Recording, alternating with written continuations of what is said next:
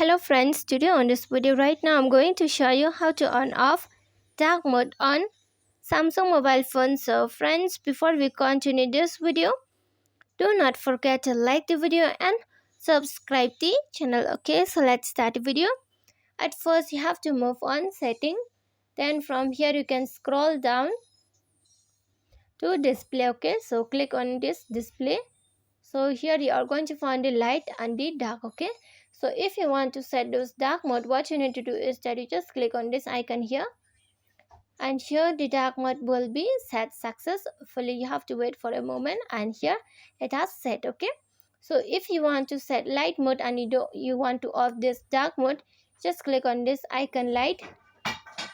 Here the light mode will be set and the dark will be off. Okay, so friends, if you love the video, do not forget to like the video, share the video and subscribe the channel, and thanks for watching.